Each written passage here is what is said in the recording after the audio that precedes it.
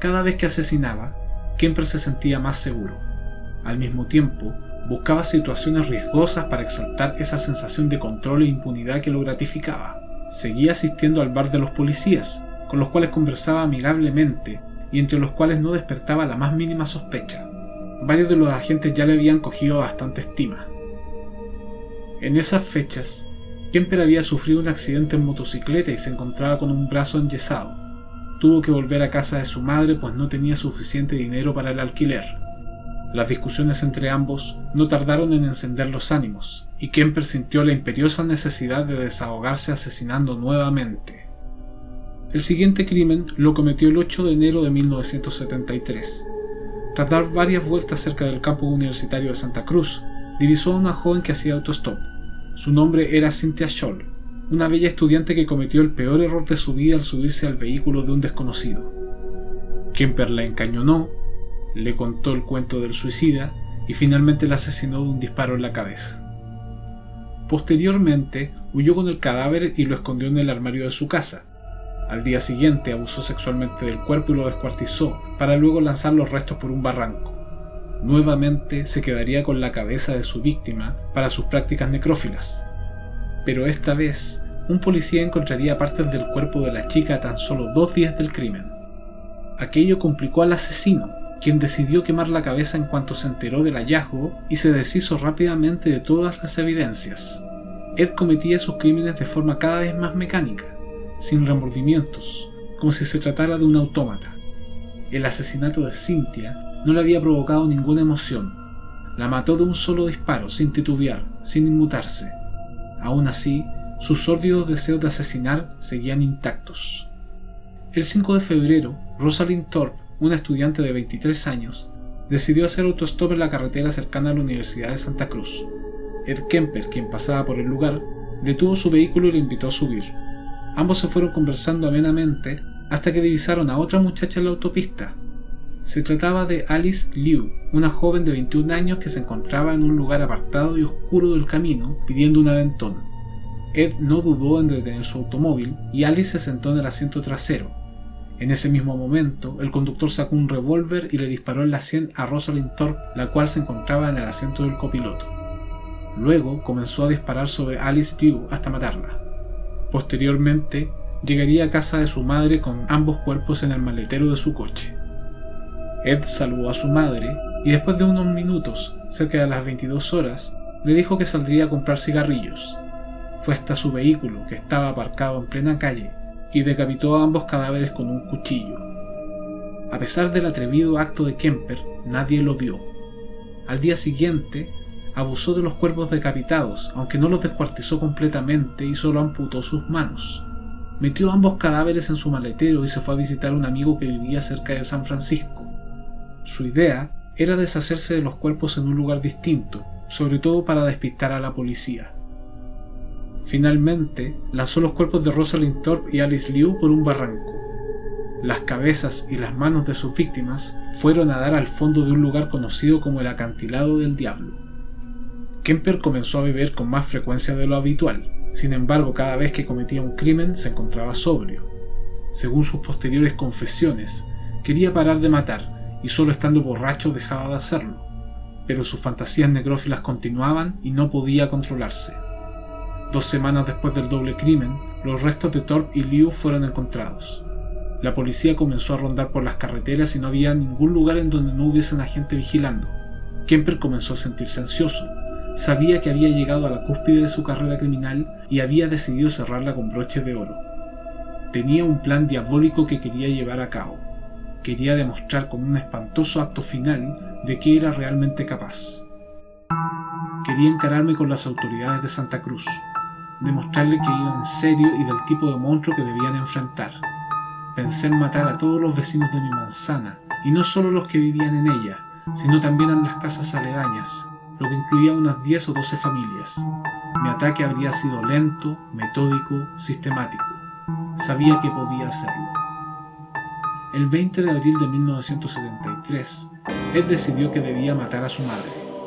Cogió un martillo y se introdujo en la habitación. Clarnell dormía plácidamente hasta que recibió un duro golpe que le destrozó el cráneo. Luego, Ed cogió un cuchillo y la decapitó, para luego llevar la cabeza hasta el living de la casa, en donde la puso sobre la chimenea y comenzó a lanzarle dardos mientras la insultaba. También le arrancó la lengua y la laringe para meterlas en una trituradora de basura. Posteriormente, violó el cadáver y lo escondió en un closet antes de salir a emborracharse en un bar cercano. Kemper no podía creer lo que había hecho. De cierta forma, la relación con su madre era sumamente compleja. A ratos lo odiaba, pero también se preocupaba por ella. Aún así, estaba completamente convencido de que las mujeres a las que raptó, asesinó y descuartizó murieron por culpa de cómo ella lo había criado. El mismo día del asesinato de su madre, Ed llamó por teléfono a una vieja amiga de la familia, Sarah Taylor, de 59 años, y le invitó a una cena que supuestamente Clarnell había organizado para esa misma noche. La mujer asistió a la cita, ignorando por completo que su amiga estaba muerta.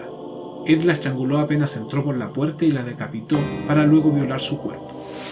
Tras este último crimen, Ed comprendió que estaba perdido. Decidió huir de la casa de su madre no sin antes dejarle una nota a la policía. Sábado, 5:15 de la mañana. No es necesario que ella sufra a causa del horrible carnicero sangriento. Fue breve, ella dormía. Yo quise que fuese así. Muchachos, no es un trabajo incompleto y descuidado, simplemente falta tiempo. Tengo cosas que hacer. Aquejado por una úlcera nerviosa, Kemper condujo su vehículo hasta Colorado, pero a pesar del esfuerzo, sabía que era cuestión de tiempo para que se descubriera el doble crimen y la policía fuera tras él. Pasaron 2 días en los que condujo su vehículo sin rumbo y se emborrachó esperando ser detenido por algún agente de la ley o escuchar las sirenas de la policía acercándose, pero nada de eso ocurrió. No había noticias sobre sus asesinatos en la radio y tampoco nadie lo estaba buscando. Se sentía decepcionado y a la vez desesperado por terminar con toda aquella presión.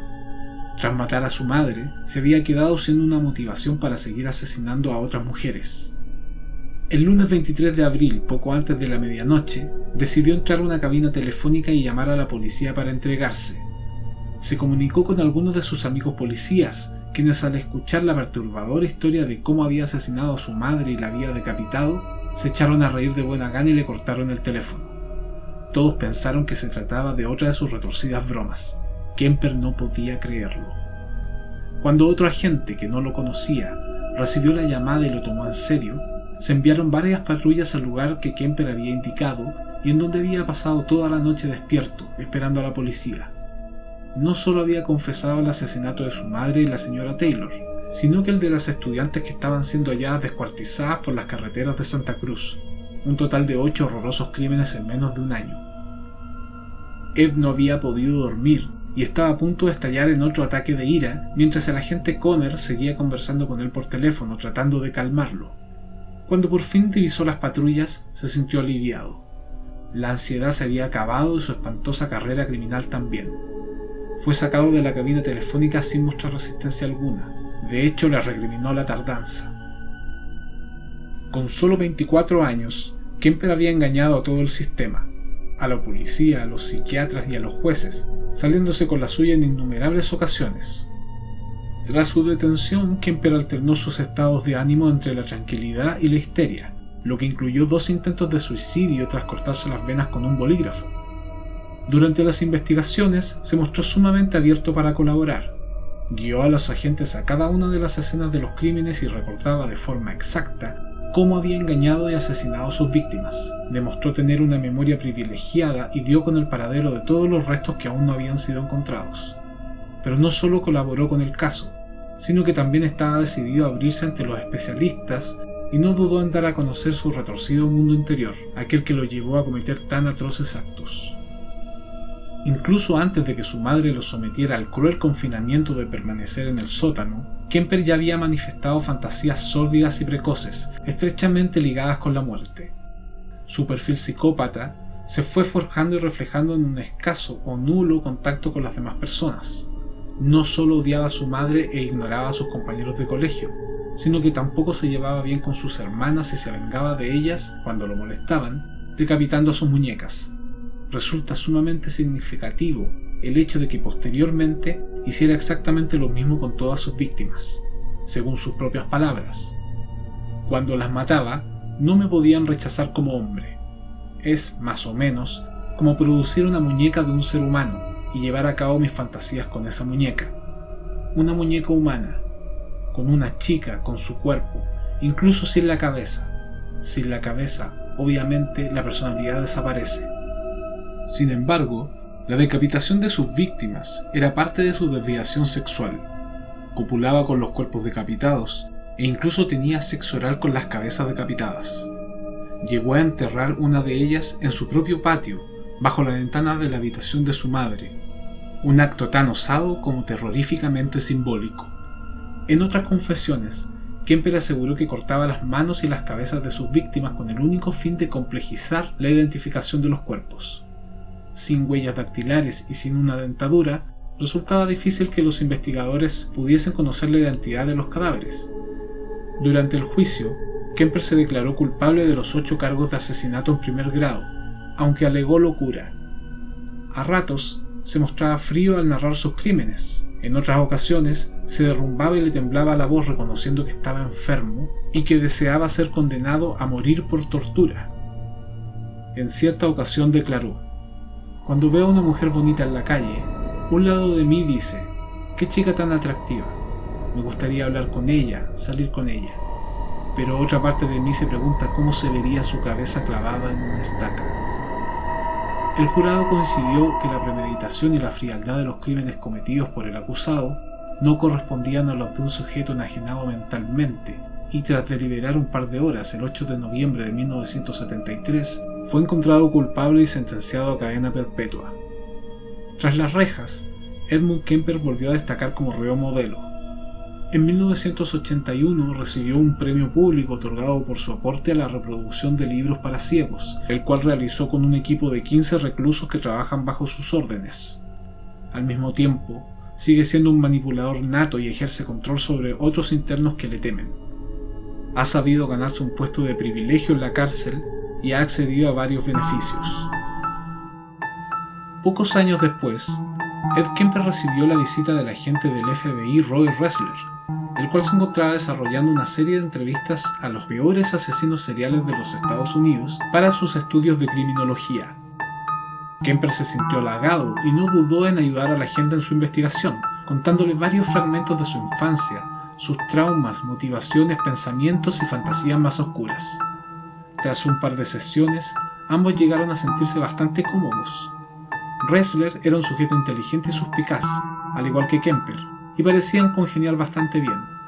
Pero Ressler cometería un grave error al sentirse en confianza con un psicópata tan peligroso como el que tenía enfrente, porque, tras un incómodo silencio entre ambos, la situación cambió radicalmente. El siguiente es un extracto del libro de El que lucha con los monstruos, del mismo Robert Ressler. Estaba terminando mi tercera entrevista con Edmund Kemper, un hombre enorme que medía 2 metros y 5 centímetros, pesaba casi 136 kilos, era extremadamente inteligente, había matado a sus abuelos durante su infancia, había pasado 4 años en reformatorios y al salir había matado a 8 personas más, entre ellas su madre. Había ido a entrevistarle a la prisión de Vacaville, California, en 2 ocasiones más. Durante la entrevista, profundizamos bastante en el pasado de Kemper, sus motivaciones para matar y las fantasías relacionadas con los asesinatos. Era un hombre de gran complejidad intelectual. Nadie jamás había hablado con él de la forma en que nosotros lo habíamos hecho, ni con tanta profundidad. Yo estaba tan contento con la buena relación que había logrado con Kemper, que decidí tener una tercera sesión con él a solas. La conversación tuvo lugar en una celda justo fuera del corredor de la muerte, la clase de celda que se emplea para dar la última bendición a un preso que está a punto de morir en la cámara de gas. Tras conversar con Kemper en esta celda cerrada y claustrofóbica durante 4 horas, tocando temas relacionados con las conductas más depravadas, consideré que habíamos llegado al final y pulsé el botón para avisar al guardia que me dejara salir. No apareció nadie, así que seguí con la conversación. La mayoría de los asesinos en serie son personas solitarias, pero aún así les gusta todo lo que alivia el aburrimiento de la cárcel, como mis visitas. Piensan en muchas cosas y cuando tienen delante a un buen entrevistador, tienden a hablar. También es bastante fácil prolongar la conversación con ellos. Sin embargo, Kemper y yo ya habíamos llegado al término de nuestra entrevista y después de unos minutos más Pulsé el botón por segunda vez, todavía sin respuesta. 15 minutos después de la primera vez, pulsé el botón por tercera vez y nadie vino. Debió de pasar una expresión de miedo por mi cara, a pesar de mis intentos por mantener la calma y la frialdad, y Kemper, muy sensible a la psique de los demás, como la mayoría de los asesinos en serie, la detectó. Tranquilo, están cambiando de turno y dando la comida a los que están en las zonas de seguridad. Sonrió y se puso de pie, acentuando su enorme tamaño. Puede que tarden 15 o 20 minutos más en venir por ti. Aunque creía mantener una actitud de calma y tranquilidad, estoy seguro de que esa información provocó señales de pánico más claras en mí, y Kemper reaccionó ante ellas. Me dijo: si ahora se me cruzaran los cables, ¿no te parece que lo pasarías mal? Te podría arrancar la cabeza y ponerla sobre la mesa para que el guardia la viera al entrar. Mi cabeza daba 1000 vueltas. Me imaginaba cómo vendría por mí con esos brazos largos, inmovilizándome contra la pared, estrangulándome y retorciendo mi cabeza hasta romperme el cuello. No necesitaría mucho tiempo y con la diferencia de tamaño que mediaba entre los dos, seguro que acabaría rápidamente con mi resistencia. Él tenía razón. Me podía matar antes de que yo o cualquier otra persona pudiese hacer algo al respecto. Le dije, pues, que si se metía conmigo tendría serios problemas. Se burló. ¿Qué pueden hacer? ¿Impedirme ver la tele? Contesté que con total seguridad terminaría encerrado en el agujero, la celda de aislamiento. Los dos sabíamos que el aislamiento del agujero deja a muchos reclusos al menos temporalmente locos. Kemper le restó importancia diciendo que ya era un experto en eso de estar en la cárcel, que podría aguantar el dolor del aislamiento y que ello no duraría para siempre. Al final, su situación volvería a ser normal y los inconvenientes no serían nada en comparación con el prestigio que ganaría entre los otros reclusos por haberse cargado a un agente del FBI. Mi pulso corrió los 100 metros planos mientras intentaba pensar en algo que decir o hacer para impedir que Kemper me matara. Estaba bastante seguro que Kemper no lo haría, pero no tenía la total seguridad, ya que al final de cuentas se trataba de un hombre extremadamente violento y peligroso que, como él decía, tenía muy poco que perder. ¿Cómo había podido ser yo tan estúpido como para entrar en ese cuarto sin un acompañante? De repente, supe cómo me había metido en esta situación, que precisamente tuviera que ser yo el que cayera en la trampa. Había sucumbido a lo que los estudiantes de las situaciones con rehenes conocen como el síndrome de Estocolmo. Me había identificado con mi secuestrador y le había otorgado mi confianza. A pesar de haber sido el instructor jefe del FBI en tareas de negociación con rehenes, había olvidado ese dato fatal. La próxima vez no sería tan arrogante como para pensar que había logrado una buena relación con un asesino. Le dije: Ed, no me digas que crees que vendría aquí sin tener algún modo de defenderme. Contestó: no me jodas, Ressler. Aquí no te dejarían entrar con armas. Kemper tenía razón. Los visitantes no pueden llevar armas dentro de las cárceles por temor a que los reclusos las cojan y las empleen para amenazar a los guardias o escaparse. No obstante, señalé que los agentes del FBI disfrutaban de algunos privilegios especiales que los guardias normales, policías y otras personas que entraban a una cárcel no tenían. Entonces, ¿qué tienes? No voy a revelar lo que pueda tener o dónde lo pueda llevar. Venga, ¿qué es? ¿Una pluma con veneno? Quizá, pero también hay más tipos de armas. Entonces, Kemper se puso a pensar. ¿Artes marciales? ¿Karate? ¿Eres cinta negra? ¿Crees que podrías conmigo? Con eso, pareció que la situación había cambiado un poco, si no se había invertido del todo. Había un matiz casi de cachondeo en su voz. Eso deseaba yo al menos. Pero no estaba seguro y Kemper intentó seguir desconcertándome. Hablamos un rato sobre las artes marciales, que muchos presos aprenden para poder defenderse en el duro entorno penitenciario, hasta que finalmente apareció un guardia y abrió la puerta. El procedimiento normal es que el entrevistador se quede en la habitación mientras el guardia se lleva al preso de vuelta a su celda. Cuando Kemper se dispuso a salir con el guardia, me puso la mano sobre el hombro. Sabes que solo estaba bromeando, ¿verdad? Por supuesto, Ed, dije soltando un gran suspiro.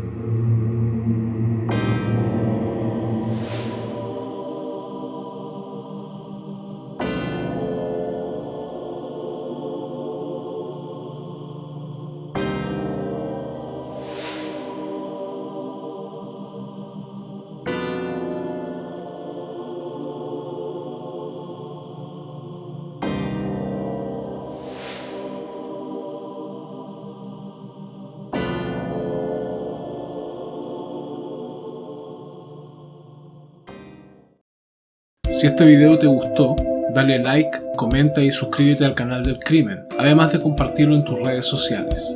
Esto me ayudaría mucho para seguir subiendo este tipo de contenido.